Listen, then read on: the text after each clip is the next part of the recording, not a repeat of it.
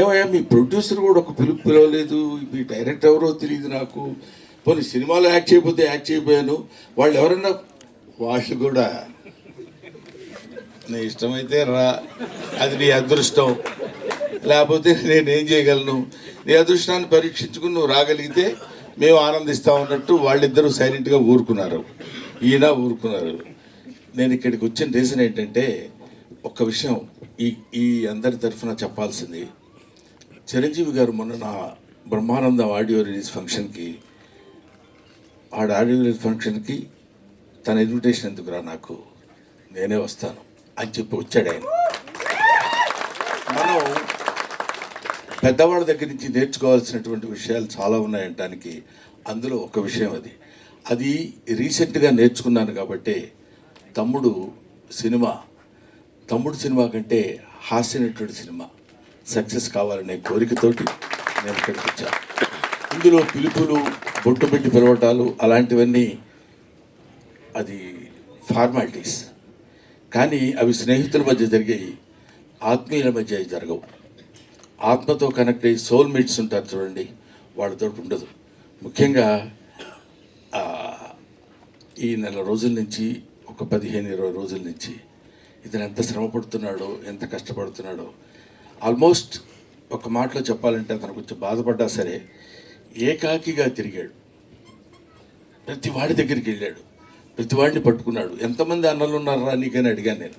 మా రాజన్న సినిమా చేస్తానన్నాడు సార్ అన్నాడు, మా మారుతి అన్న వస్తానన్నాడు సార్ అంటాడు, మా ఇది డార్లింగ్ సీన్ అన్న రాస్తానన్నాడు సార్ అంటాడు.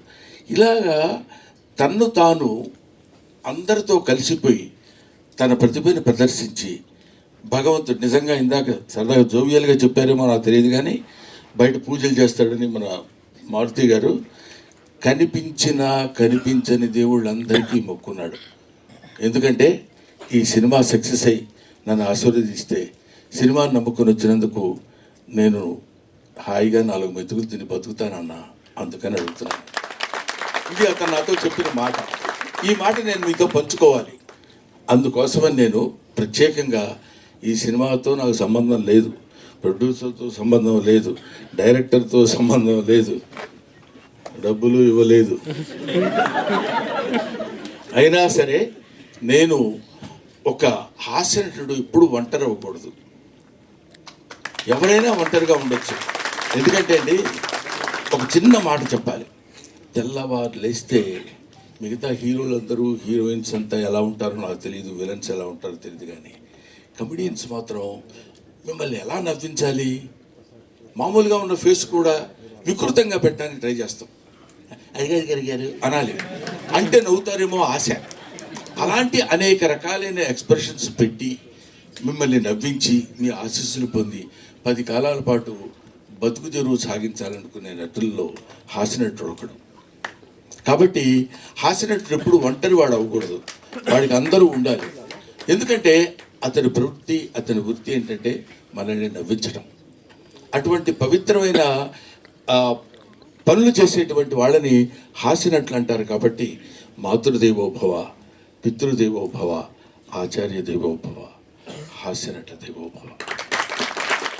Thank you very much.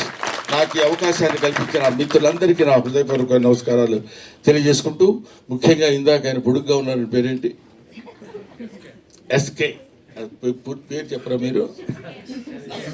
ఏమండి అయ్యా, ఏదో ఒకటి చెప్పండి సార్. ఎస్కే శ్రీనివాస్ కుమార్. ఎందుకు చివరిలో? నాకు ఇంగ్లీష్ వచ్చు. అది శ్రీనివాస్ కుమార్ నాయుడు గారు నా గురించి 2 ముక్కలు చెప్పారు. నిజంగా దానికి ప్రత్యేకంగా గుర్తుపెట్టుకుని ఆయనకి నేను థ్యాంక్స్ చెప్పాలనిపించింది. ఎందుకంటే ఆ మాటలు ఏవో బ్రహ్మానందం గురించి 2 ముక్కలు చెబుదామని కాకుండా, those words comes from the heart and hearts of him. అది ఇలాంటి వాళ్ళ యొక్క ఆశీస్సులు ఉన్నంత కాలం బ్రహ్మానందానికి తిరిగే ఉంది, బ్రహ్మానందానికి బాధే ఉంది.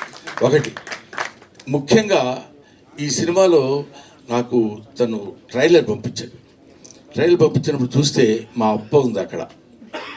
నేను అప్ప అని పిలుస్తాను అన్నపూర్ణమ్మ గారిని, బెమ్మయ్య అని పిలుస్తుంది ఆవిడ. ఇది ఇవాటిదే కాదు, 40 సంవత్సరాల సుదీర్ఘమైన ప్రయాణం మాది. అందుకని ఆవిడ కనపడితే నాకు ఒకసారి my happiness knows no bounds. ఇప్పుడు 4 decades బ్యాచ్ తిరిగి తిరిగి అడు తిరిగి ఇటు తిరిగి, అప్పట్లో ఒక చోట సినిమాలు ఉన్న రోజులు కాకుండా రోజుల్లో ప్రతి చోటుకి వెళ్ళి కష్టాలు సుఖాలు పంచుకుని ఒక ముద్దలు పంచుకొని తిన్న బ్యాచ్ మా అప్పది.